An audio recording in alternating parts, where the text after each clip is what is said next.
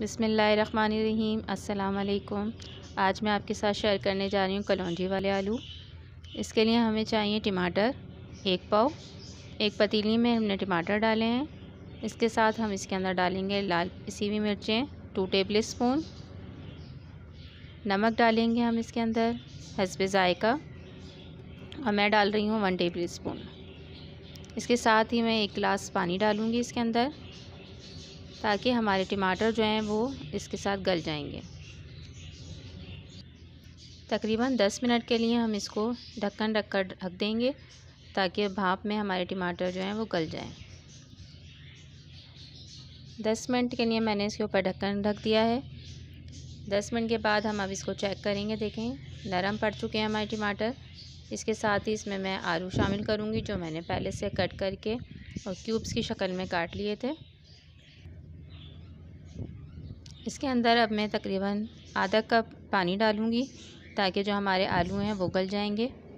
ये मैंने पानी शामिल कर दिया है। अब हम इसको ढक देंगे, आलू गल जाएंगे। जो टमाटरों में कसर रह गई है वो आलूओं के साथ हमारी पूरी हो जाएगी। तकरीबन इसमें भी 10 मिनट लगेंगे। 10 मिनट के लिए हम इसको ढक देंगे।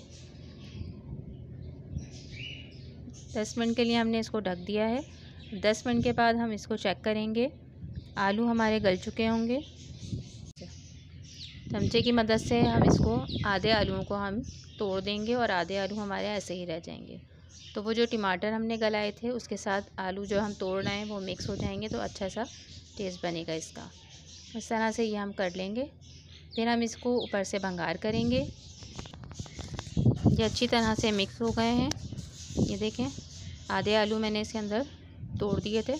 अब हम इसके भंगार के लिए चीज़ें लेंगे। आधा कप ऑयल लिया है। इसके अंदर मैं डालूँगी कलौंजी 1 टीस्पून। ये कलौंजी है 1 टीस्पून। ज़ीरा लूँगी 1/2 टीस्पून। इन दोनों चीज़ों का हम भंगार करेंगे।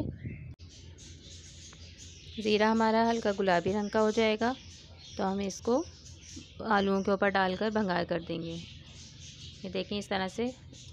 अब हम इसको कलौंजी और ज़ीरे का भंगार लगा देंगे। भंगार लगाने के बाद हमारे कलौंजी वाले आलू मज़ेदार से तैयार हैं।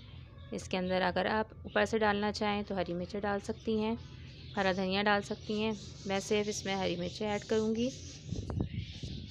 ये हमारे आलू तैयार हैं। मिलेंगे इंशाअल्लाह नेक्स्ट रेसिपी के साथ। अल्लाह हाफ़िज़।